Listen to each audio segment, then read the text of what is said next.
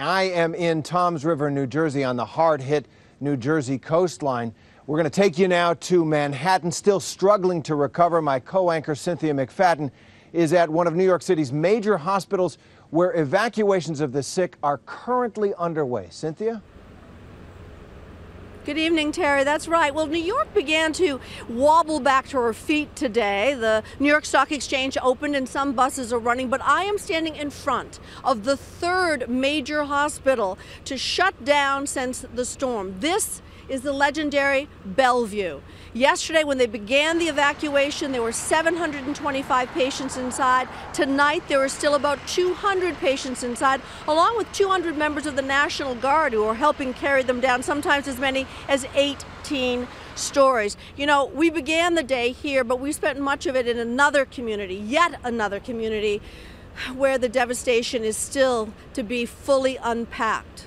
A community just outside of New York, the Rockaways.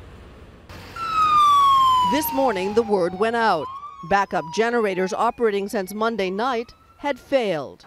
National Guard troops called in to help carry out hundreds of patients from Bellevue, one of the country's busiest.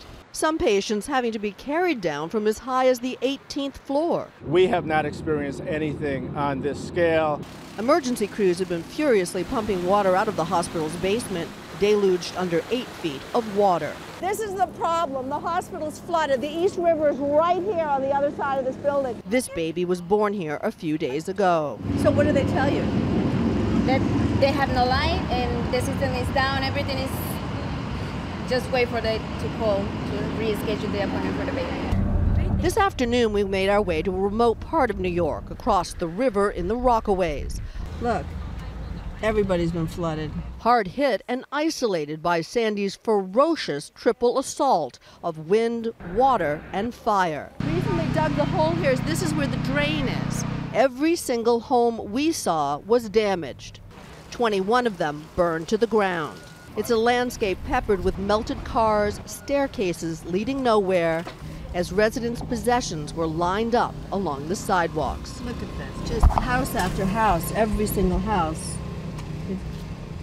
These people's lives have just been turned upside down. One popular local restaurant, the Harbor Light, reduced to an awning and an American flag. You want to understand how hot that fire was and how quickly it moved? Take a look at this. Brand new. Is everybody okay? Yeah. Everything's here. Here, where the Manhattan skyline is visible in the distance, we found the residents angry, feeling forgotten. They say that nobody has been here yet to help them. I'm pissed off, yes. But most we talked to were trying to dig their homes out, neighbor to neighbor, piece by piece. This man showed us his home, his furniture floating in his flooded living room. I would say 8 to 9 feet. I mean, this is right here where the water line stopped. Right here, the top stopped. It was scary what was here. We met a family of 3 generations. Grandpa Rudy Bird shows us around the destruction that has befallen their home. Enormous sand dunes have formed in front of their house. We spend our life on that sand over there. Now we have it here. Oh my Lord! And the boardwalk in front of it has been completely heaved up. There used to be 12 feet of sand right over here, leveled. This boardwalk, famous old boardwalk, used to be right here. Swept up over here, the sand down 118th Street.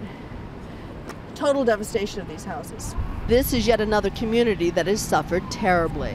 The night of the storm, residents tell us the streets were flooded as fires burned out of control. You've never seen anything like it? Never seen anything like this. 16 years on the job, never. It's a tiny area, and residents are like family to one another here. This is the Atlantic Ocean. Jamaica Bay is that way. Our community is 4 blocks wide. And typically as a community, we're very close-knit. Yet almost everyone in this friendly community chose to stay despite the warnings to evacuate. We're here for last year's storm. We wrote it out. And it was a lesson poorly learned is really what it boils down to. You would evacuate next time if there was a next time. Absolutely. Yvonne Tech tells us that after the destruction was evident, people once again banded together. Yeah, and I like that everybody's helping. A tribute to a resilient community, battered, but surely not broken.